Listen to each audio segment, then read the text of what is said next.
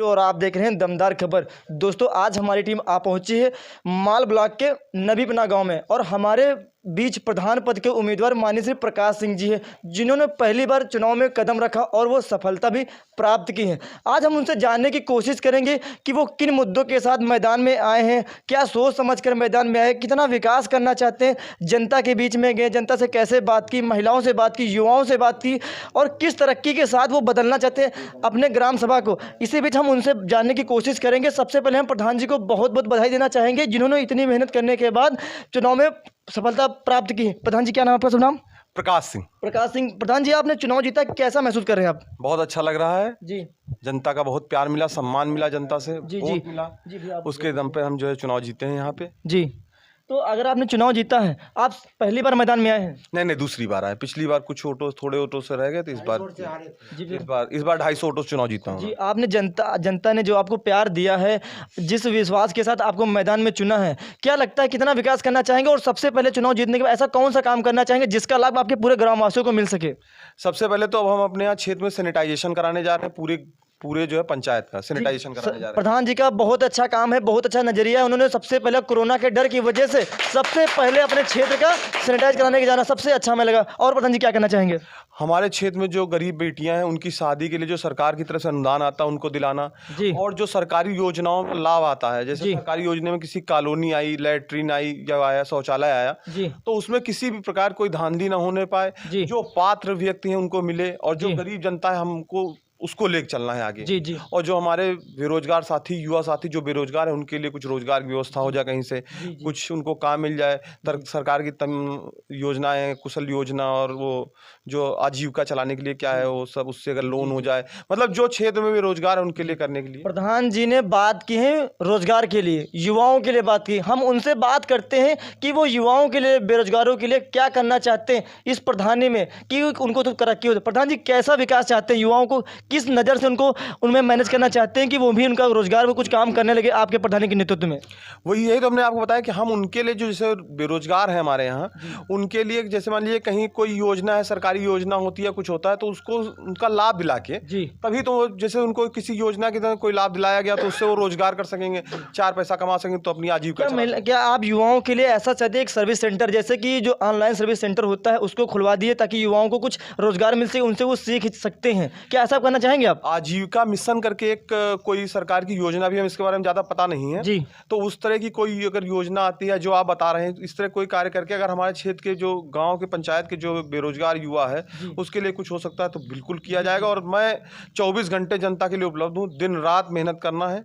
जिन लोगों ने वोट दिया है, प्यार दिया है, सम्मान दिया, उनका प्यार सम्मान बरकरार रखना है और उनको उनके लिए जी जान लगा जी। प्रधान जी कहा जिन लोगों ने हमको वोट दिया है उनके बारे में पूरा सोचे। प्रधान जी, जिन लोगों ने आपको वोट नहीं दिया, क्या उनके बारे में ऐसा नहीं सोचेंगे आप? नहीं, वोट दिया नहीं दिया, अब तो सबने दिया, अब तो पूरी जनता हमारी है जी। अब तो जो 5100 आदमी जहाँ वोटर है वो सब हमको हमारे साथ है जी। अब हमें सबके लिए करना है जी। उसमें कोई ये नहीं कि ये अपना या दूसरे का, इसको कोई छटनी नहीं की जा सकती पंचायत में।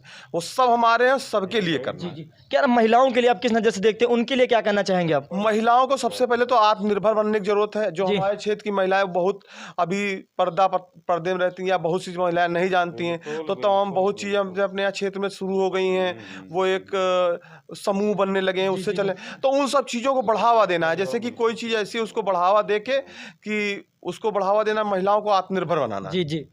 जो महिलाएं, उनकी शिकायत होती है कि मान लीजिए किसी महिला का पति मान लीजिए पीने वाला है, पी रहा या घर में नहीं ध्यान दे रहा, तो उन महिलाओं के लिए तो विशेष कुछ कार्य करना पड़ेगा, उनको आगे लाना पड़ेगा, उनके लिए व्यवस्था करनी पड़ेगी। महिलाओं की शिकायत रहती है कि प्रधान जी हमको 60 साल पेंशन वगैरह पे बिल्कुल ध्यान ही नहीं देते हैं। इसके लिए तो हमारे कार्यालय हम खोलेंगे, अपने यहाँ कार्यालय, वो वहाँ पे एक हमारा लड़का रहेगा, वो सारी व्यवस्था पूरी सुचारू रूप से चलती रहेगी। इस बार मतलब इतना काम होगा क्षेत्र की जनता जानने की, देखेगी काम कैसे। माननीय मतलब प्रधान जी का कहने का मतलब हम नया गठन करेंगे, नया वो बनाएंगे, ऑफिस बनाएंगे जिसमें अपना खुद का एक लड़का बैठाएंगे ताकि उनकी जन सुविधाओं को काम करने के लिए योग्य बन सके। बस यही सब चीजों को ध्यान रख के मैं मैदान में आया था। जनता ने हमारी इच्छा पूरा किया। अब बारी जनता के लिए करने की बारी है। प्रधान जीतने के लिए, चुनाव जीतने के लिए प्रधान है वो मतलब बहुत से हथकंडे बांटते हैं। कोई मदिरा बांटता है, दारू, सिगरेट, बेड़ी, पान मसाला वगैरह, या कोई कपड़ा वगैरह बांटते हैं। कि आपने ऐसा कुछ किया है? नहीं, हमको तो क्षेत्र जनता ने इससे प्यार दिया, सम्मान दिया, सब हम लोग साथ हैं जनता। चुनाव जीतने जो प्रधानी का चुनाव होता है वो कहते हैं लोग बजट के हिसाब से, आपने कितना बजट लेकर इस प्रधान में आए थे मैदान में? बजट कोई बजट की आवश्यकता ही नहीं थी। यहाँ तो ऐसे लोग हमारे लिए लोग चंदा लगाने तैयार थे, जनता का प्यार था कि वो लोग खुद खर्च करने तैयार थे, तो कोई वैसी बात ही नहीं थी यहाँ। जी, आप पूर्व प्रधान के कौन से अधूरे कामों को पूरा करना चाहेंगे जो अभी तक नहीं हो कर पाए? वो प्रधान के सारे अधूरे ही कार्य पड़े हैं उनको। अरे बहुत सी नाली खड़ंजे, वो तो देख देख काम हुआ है कि उन्होंने अपना काम किया, अपना उसमें देखा कि कौन हमारा है कौन दूसरे का है, वहाँ आधा काम किया, कहीं आधा अधूरा छूटा पड़ा है।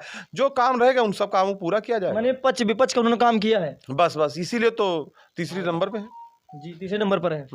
अगर जनता के लिए किया होता तो जनता साथ होती। तो आपके क्षेत्र में, आपके गांव में साफ सफाई की सुविधा कैसी है? अभी तो कुछ ऐसा है नहीं, अब देखिए हम कराते हैं, कल परसों से लगा जाएगा, व्यवस्था की जाएगी। तो आपके क्षेत्र में, आपके गांव में सरकारी अस्पताल है?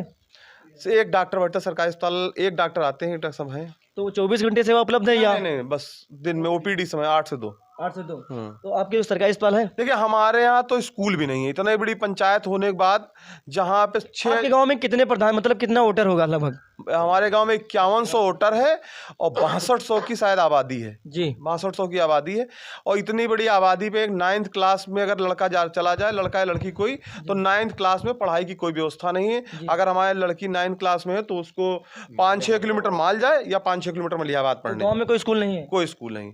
सबसे बड़ी प्राथमिकता की चीज़ें यही है, स्कूल बनवाना है या करना, किसी व्यवस्था हो जाए, सरकार से हो जाए कहीं से, तो ये सब चीज़ें देखी जाए। आप इस पर कितना खरा उतरेंगे?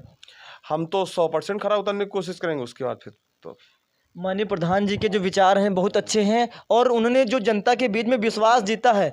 पहली बार प्रधान चुनाव लड़े, कुछ वोटों से हार गए थे, हौसला नहीं हारा, जज्बा दिखाया और मैदान में दोबारा आए। हम अन्य लोगों भी इसी रुख करते हैं, उनसे जानने की कोशिश करते हैं क्या वो प्रधान जी के साथ कितना साथ है, कितना विकास करना चाहते हैं। हमारे बीच दादाजी बैठे हैं, भैया जी, उनसे हम पूछने की कोशिश करेंगे। दादाजी शुभ नाम क्या नाम? अनुराग सिंह। अनुराग सिंह, बताइए, जो भैया जी हैं आपसे युवा हैं, उन्होंने पहली बार प्रधानी में कदम रखा है और जीत भी गए हैं, तो क्या लगता है कितना विकास कर सकते हैं? वो पूरा विकास करेंगे। उनका केवल यही लक्ष्य है कि जनता के बीच में 24 घंटे रहना जी, और जो काम अधूरे पड़े हैं पूर्व प्रधानों के वो सब काम पूरे करना जी, यही उनकी प्राथमिकता है। जी।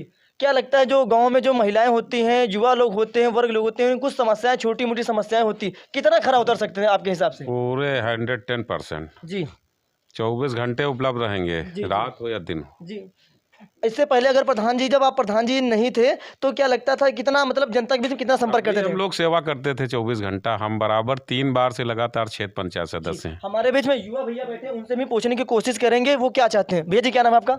मोहित सिंह। मोहित सिंह जी, ये बताइए जी कि जो प्रधान जी हैं, आप इनसे कितना सहमत हैं? बहुत ज़्यादा, 100%। अच्छा, जब ये प्रधान का चुनाव लड़ रहे थे, इससे पहले जब पिछली बार चुनाव हार गए थे, हारने के बाद लोगों से कितना जनसंपर्क में रखे थे? सब फुल रहे हैं, 5 साल रहे हुए हैं जी। कितना प्रेम भाव से रहते थे? बहुत प्रेम भाव से रहते जैसे कोई इनसे कोई मदद मांगने गया तो मदद की आप लोगों की? फुल मदद की है सर जी। खैर, अच्छी बात है। प्रधान ही ने जो हमने लोगों से भी, यहाँ से लोगों से बातचीत ही, मैं भी हमारे बीच भैया जी कुछ कहना चाहते हैं कि भैया क्या नाम आपका? मेरा नाम रोहित गौतम है जी। ठीक है। लोग कहते थे कि बैकवर्ड मतलब पिछड़ी जात के हो, ये तुमको सम्मान नहीं देंगे जी, या बताते थे वहाँ जाओगे तुमको बैठने के लिए जगह ही नहीं देंगे जी, यहाँ पे धर्म के नाम पे मतलब। तो हमको नहीं लगता है कि ये ऐसे हैं। हम पहले यहाँ इनकी पार्टी में नहीं थे, जो जीते थे उनकी ही पार्टी में थे। हमको नहीं लगता है कि इन्होंने ऐसा किया है, उन्होंने ही ऐसा करते थे जी, ठीक है। अब जैसे लैट्रीन आती थी जी, तो उसमें 2000 रुपये की लैट्रिन बनवा दी अपने पास से जी, और बाकी 10,000 12,000 की चेक काट के 2-3 हज़ार रुपये उनको देंगे, बाकी सब ले लेते थे। अच्छा, जो प्रधान लोग होते हैं, जो कॉलोनियों का पैसा आता है, जैसे किसी के गांव में लोहिया गांव होता है 3.5 लाख आता है, या ऐसे नॉर्मल होता है 1,20,000 आता था, उसमें कहते थे प्रधान 20,000 प्रधान लिख देते, वो 20,000 मैनेजर साहब लिख देते, 80,000 मिलता था। क्या इसमें कुछ सच्चाई आपको दिखती है? बिल्कुल 110% इसमें ऐसा हुआ है। जिसको कॉलोनी मिली है उससे उन्होंने यही कहा है कि पहले मुझे पैसा दीजिए, 20,000 मुझे दीजिए, 20,000 जो दिला रहा है उसको दीजिए, 40,000 रुपये देंगे तब आपको कॉलोनी मिलेगी जी। अब बताइए 80,000 में जो घर बनवाएगा तो क्या बनवाएगा? उसमें एक बरामदा भी सही से नहीं आएगा।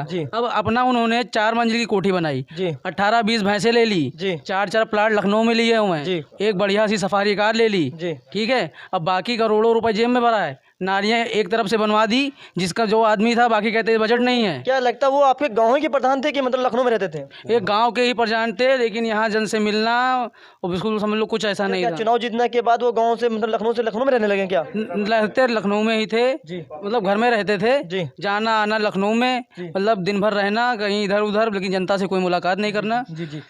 खैर, हमारे लिए देखना दिलचस्प होगा कि यहाँ की जो जनता है, यहाँ के लोग ने है प्रधान जी को, विपक्ष के लोग थे, पक्ष में आ गए, प्रधान जी की मदद की और उनको वोट दिया, सपोर्ट किया, उनको जिताया। अब प्रधान जी कितना खरा उतरते रहेंगे ये हम आपको अपने खास वीडियो में दिखाते रहेंगे। खैर, हमारे लिए देखना दिलचस्प होगा कि प्रधान जी इस गांव का कितना विकास करते हैं। हम प्रधान जी से मुलाकात करते रहेंगे, उनसे बातचीत करते रहेंगे और लोगों को दिखाते भी रहेंगे। दोस्तों देखते रहिए दोस्तों, ये दमदार खबर, ये चैनल है आपके भारत और आपके गाँव।